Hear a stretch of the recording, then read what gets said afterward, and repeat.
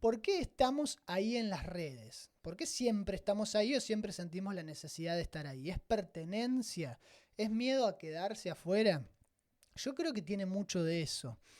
Primero que nada, las redes sociales ya no son un territorio ajeno a la vida real o a la vida fáctica. Vieron que mucha gente dice, bueno, algunas cosas pasan en las redes sociales y otras cosas pasan en la vida real.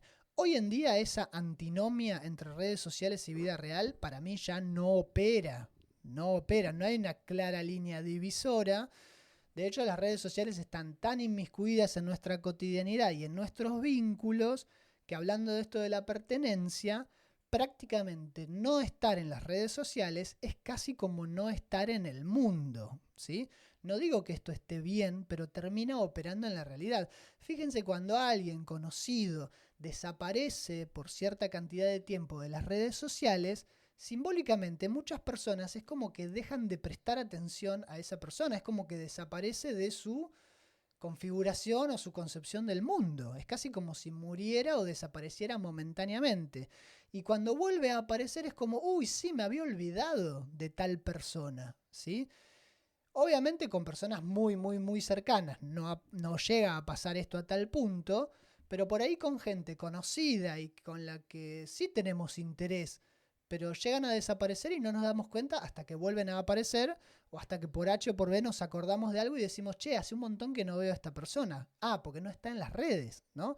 Entonces, la presencia o no en las redes sociales aparece como una matriz de existencia. Y en eso de la matriz de la existencia, yo decía que las redes sociales también lo que van a decir es que cuáles son los temas interesantes, qué es aquello de lo que tenemos que hablar, cuáles son los temas que generan pertenencia, ¿no? Vieron que la otra vez damos este ejemplo de Bebé Reno, supónganse, que todavía no la vi, ¿no? Sigo resistiendo a esto de Bebé Reno, pero no importa, es un ejemplo. Ahora, en esas tendencias también hay algo de la capacidad de intercambiar sentidos que tiene que ver con la novedad, ¿sí? Entonces, la mayoría de la gente en las redes siente esta cuestión o esta presión a opinar de ciertas cosas y a conocer de ciertas cosas, y también se desarrollan inseguridades o ansiedades en función de no contar con cierto capital simbólico para intercambiar en esas redes, ¿sí? Entonces, por ejemplo, una persona que no sabe nada de los temas del momento o que no tiene muchas cosas supuestamente interesantes para ofrecer a las redes en este intercambio sistemático de envases vacíos que suele haber, tiende a sentirse como por fuera o excluida, ¿no? Este famoso concepto de fear of missing out o FOMO o el miedo a quedarse afuera, que ya lo habíamos mencionado, pero opera verdaderamente.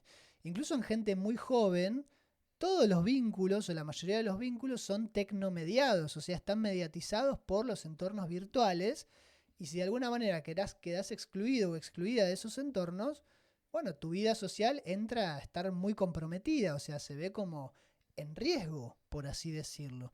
Y esto afecta la autoestima de las personas y va generando conductas artificiales que buscan generar pertenencia. O sea, si yo con mi manera de ser más auténtica y con los intereses que yo tengo no logro captar el interés de las personas o no me va tan bien como me gustaría que me fuera o no logro tener el feedback o la cantidad de feedback que pueden ser me gustas, comentarios, qué sé yo, relevancia en redes sociales como a mí me gustaría, es muy probable que yo empiece a adoptar comportamientos artificiales impropios en mí, que yo no sienta de manera tan auténtica, pero que de alguna manera me ofrecen la posibilidad de pertenecer a aquello de lo que me estoy quedando afuera, ¿sí? Como digo, esto se ve en casos más extremos en la preadolescencia o en la adolescencia, pero nos acompaña a lo largo de la vida adulta. Ahora, también en esto que hablábamos de qué es lo que pasa, que en las redes sociales aparentemente toda la gente está contenta o todo el mundo está feliz, como decía Yuya, es que también lo que pasa en las redes sociales es que, como en todos los ámbitos de la vida, progresivamente cada vez está más instalada la lógica del mercado. Entonces lo que hacemos constantemente es intentar vendernos de la mejor manera posible, y las redes sociales nos ofrecen una multiplicidad de recursos para vendernos de esa mejor manera posible, pero cada vez que vamos volviendo nuestra presentación frente al mundo, en este caso en las redes sociales, más sofisticada y más atractiva, también en general vamos sumando más artificialidad, porque todavía lo que vende sigue estando muy puesto en el lado de la artificialidad, que en general está enlazada por o con ciertos discursos como el imperativo de la felicidad o la happycracia, como dicen algunos filósofos, ¿sí? Que básicamente tiene que ver con esta cuestión de mostrarnos siempre alegres y felices. Al mismo tiempo, si ya los sociólogos o varios sociólogos comentaban que las personas tratan todo el tiempo de mostrar versiones idealizadas de sí mismas cuando interactúan con otros o cuando están siendo vistos por otros, lo que nos ofrecen las redes sociales son muchos más instrumentos para crear y sostener estas versiones idealizadas nuestras y para ocultar y poner tras bambalinas todos los aspectos que por ahí no nos copan tanto. ¿A qué me refiero? Filtros, edición de fotos, una selección activa muy minuciosa respecto de qué muestro y qué no, en función de lo que supuestamente es deseable y lo que no es deseable, qué pongo en función de las interacciones que quiero tener y en función de la impresión que quiero causar en otra persona.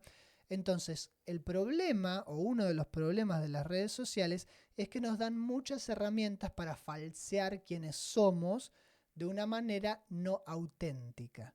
Y si lo pensamos en términos sociológicos o psicológicos, en todo este combo en el cual queremos pertenecer a un lugar donde para pertenecer nos tenemos que vender como personas que están la mayoría del tiempo felices, haciendo cosas interesantes, teniendo consumos atractivos y en movimiento y todas cuestiones tan superfluas, el costo es nuestra autenticidad, ¿sí? Se pierde algo de nuestra autenticidad.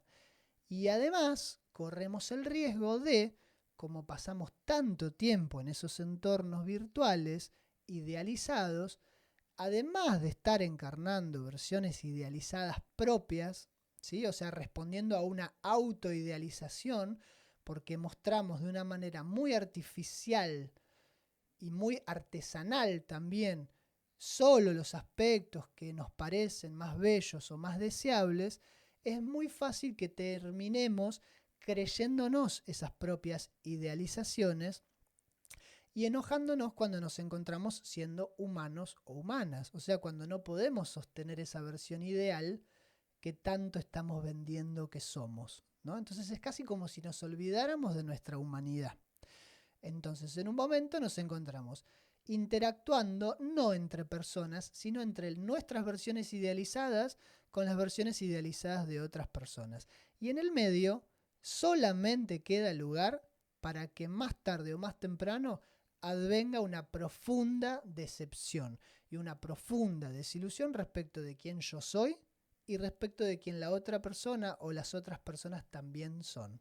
O sea que cada vez más somos intolerantes a lo humano, a lo imperfecto, a aquello que tiene fisuras, a aquello que se angustia, a aquello que se siente miserable, a aquello que no siempre puede ser productivo, a aquello que no siempre puede responder a todo con una sonrisa, etcétera, etcétera, etcétera. ¿Sí? Más o menos así está la cosa, ¿no? Bueno, espero que no se depriman. Lo que pasa es que también tenemos que tratar de pensar en esto, ¿no? De qué es lo que queremos que prevalezca. Si una versión más auténtica de mí mismo o de mí misma, o una versión que sea políticamente correcta según la política de las redes. Y seguramente ninguno de los dos extremos sea el más piola, porque tampoco recomendaría volvernos mártires y desaparecer de las redes, sabiendo todo el peso que hoy en día tienen en nuestra cotidianidad, pero tampoco sucumbir a no poder mostrar aquellas cosas que nos conmueven o nos preocupan, ¿sí? Entonces por ahí un punto intermedio en el cual yo pueda mostrarme auténtico o auténtica y a veces también tomar prestada la lógica de las redes para distraerme cuando yo tenga ganas, ¿no? pero es muy fácil que se nos vaya de las manos. Eso sin dudas. Tampoco es una derrota que alguien nos deje de seguir, ¿no? Yo creo que también hay que afilar ahí la mira, por así decirlo. Porque también muchas veces las redes sociales a lo que nos llevan es a la creencia de que tenemos que agradarle a todo el mundo. Y como todo el mundo da sus impresiones en las redes sociales, y como estas impresiones suelen estar muy condicionadas por esto que decíamos, ¿no? Las versiones idealizadas, esas versiones idealizadas también suelen ser despolitizadas, suelen tener como una pretensión de neutralidad valorativa y como si fueran asépticas, ¿no? Entonces, cuando ponemos algo que tiene contenido o impronta política, a mucha gente eso le va a parecer terrible o le va a chocar con sus propios mambos y quizás no dejen de seguir. Pero la pregunta es, ¿y por qué yo tendría que estar actuando en función de la aprobación de personas cuyos valores no tienen nada que ver con los míos o son una incompatibilidad absoluta? En ese sentido, la diferencia no está mal. Y por ahí yo puedo convivir con la diferencia, pero otra persona no. Entonces, que alguien me deje de seguir en redes sociales no es un éxito, ni es un fracaso. Es una circunstancia que tiene que ver con la vida misma, ¿no? Entonces, porque si buscamos unanimidad, y si ustedes se fijan, en general las cuentas más virales y las cuentas más exitosas son aquellas cuentas que no tienen ni una gota de contenido político, digamos, ¿no? Y no digo político partidario, supongo que nos entendemos.